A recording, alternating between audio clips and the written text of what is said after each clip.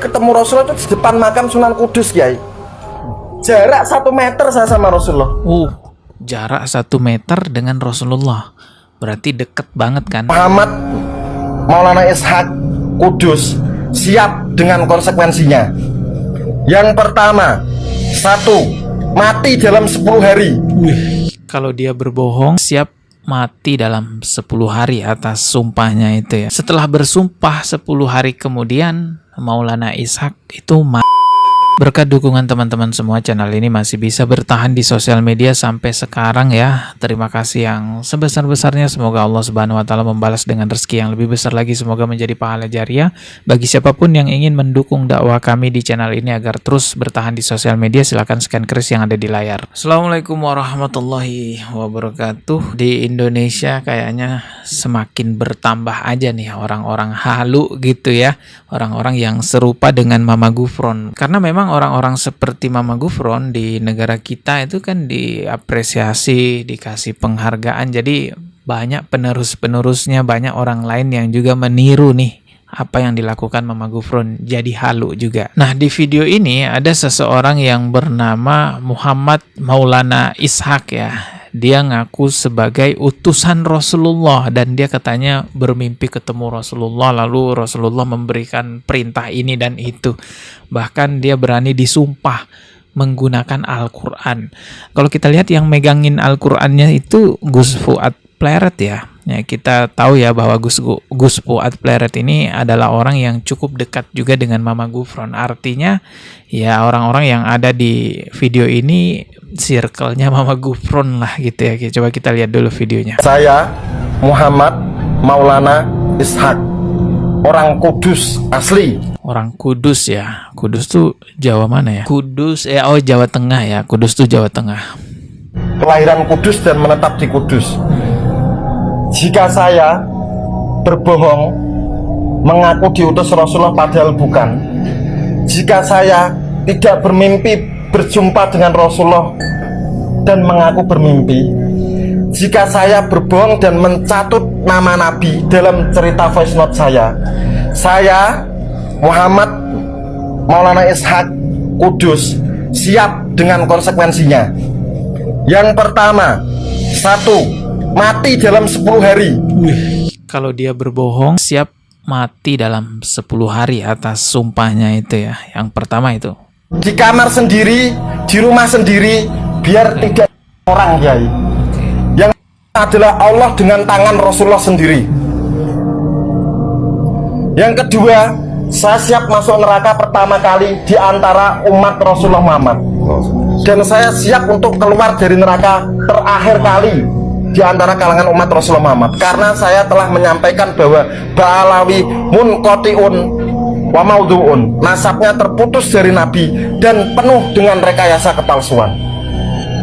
Jika saya berbohong, mereka daya, mengaku-ngaku, menipu, mencatut nama Nabi demi kepentingan ketenaran dan lain-lain, saya siap menerima konsekuensi itu. Sepertinya hal ini ada kaitannya dengan nasab Ba'alawi, karena tadi dia sempat menyinggung nasab Ba'alawi yang katanya itu tidak tersambung gitu ya. Ya sebenarnya sih sama aja ya. Dari sisi circle-nya Mama Gufron ya juga banyak halunya, dari sisi oknum-oknum Ba'alawi ya juga banyak halunya. Sekarang coba kita lihat nih bagaimana pengakuan orang ini ketika mimpi ketemu Rasulullah, apa saja yang dia lakukan gitu. Coba kita lihat ini. Karena waktu itu saya mimpi ketemu Rasulullah itu di depan makam Sunan Kudus, Kiai. Jarak 1 meter saya sama Rasulullah. Jarak 1 meter dengan Rasulullah. Berarti deket banget kan? Artinya bisa mengidentifikasi dengan jelas ciri-ciri fisiknya Rasulullah. Kalau jarak 1 meter itu kan deket banget gitu. Mestinya begitu. Rasulullah nunjuk-nunjuk begini, sampaikan sama seluruh bangsa Indonesia, aku Rasulullah Muhammad tidak ridho.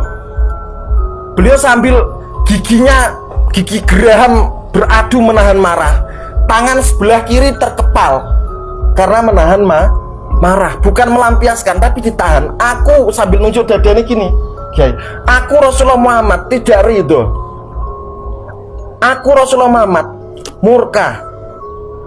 Janggal sih, Rasulullah adalah orang yang sangat penyabar ya. Sangat jarang sekali ada cerita-cerita tentang Rasulullah yang marah menunjuk-nunjuk dada aku.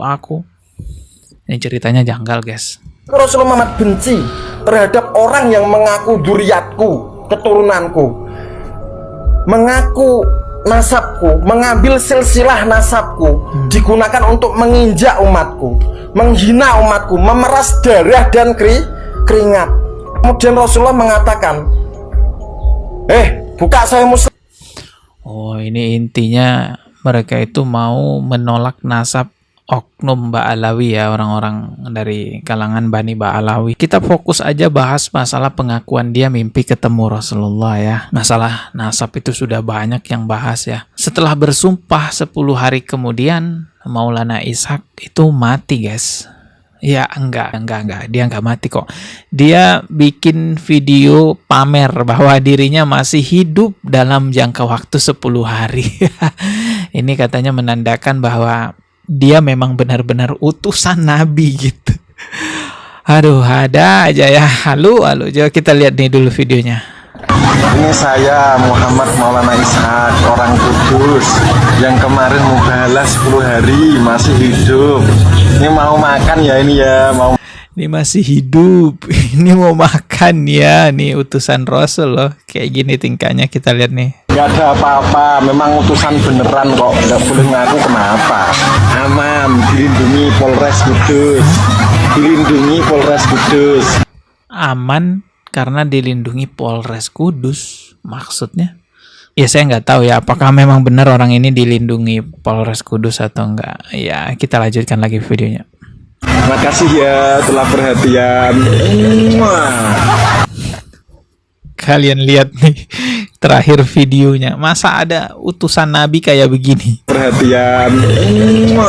Ya malah kayak boti. Ketika seseorang bersumpah atas nama Allah, lalu menetapkan jangka waktu gitu ya, dalam 10 hari kalau saya bohong saya akan mati gitu ya.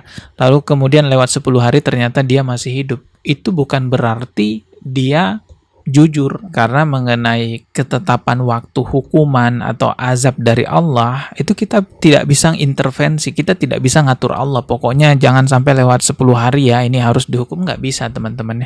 Kalau memang dia benar-benar berbohong, mimpi ketemu Rasulullah, ya dia akan mendapatkan konsekuensinya itu kalau nggak di dunia maupun di akhirat. Mungkin dalam jangka 1-10 hari dia masih bisa ketawa-ketawa, tapi kita nggak tahu nanti 1 tahun yang akan datang, 2 tahun atau 3 tahun yang akan datang gitu kan, atau nanti di akhiratnya bagaimana kan kita nggak tahu. Yang jelas Rasulullah Shallallahu Alaihi Wasallam bersabda, man kadzdzaba alayya muta'amidan falyatabawwa maq'adahu minan nar. Barang siapa berdusta atas namaku dengan sengaja, maka hendaklah dia mengambil tempat tinggalnya di neraka. Jadi pendusta-pendusta atas nama Rasulullah itu sudah disiapkan neraka khusus buat mereka. Para ulama itu sebenarnya kalau mau mengidentifikasi kebenaran mimpi seseorang yang ngaku ketemu Rasulullah, itu sebenarnya bukan langsung disumpah begitu ya, melainkan ditanya yang ngaku mimpi ketemu Rasulullah itu tentang ciri-ciri fisik yang dia lihat dalam mimpinya. Kalau dia bisa mendeskripsikan dengan jelas ciri-ciri fisik yang dia lihat dalam mimpinya itu persis seperti ciri-ciri fisiknya Rasulullah, maka memang benar itu Rasulullah. Karena Rasulullah Shallallahu Alaihi Wasallam pernah bersabda, siapa saja yang melihatku dalam mimpi, maka ia benar telah melihatku, karena setan tidak mungkin menyerupai diriku. Jadi setan tuh nggak bisa menyerupai ciri-ciri fisiknya Rasulullah dalam mimpi seseorang. Tapi tetap saja ya, walaupun setan itu tidak bisa menyerupai ciri-ciri fisiknya Rasulullah, ya setan tetap bisa ngaku sebagai Rasulullah. Makanya penting sekali mencocokkan antara yang dia lihat di dalam mimpinya dengan ciri-ciri fisik Rasulullah yang tercatat dalam ya hadis-hadis. Namun kalau yang ngaku mimpi ketemu Rasulullah seperti Mama Gufron, seperti yang tadi kita reaksi videonya Maulana Ishak, bahkan ngaku sebagai utusan Nabi, wah itu mah nggak usah panjang lebar nanyain ciri-ciri fisik Rasulullah aja kita udah tahu itu bohong ya teman-teman. Kita ketemu lagi di video berikutnya. Hati-hati nih, banyak aneh-aneh sekarang ya. Wassalamualaikum warahmatullahi wabarakatuh. Subscribe nih ya.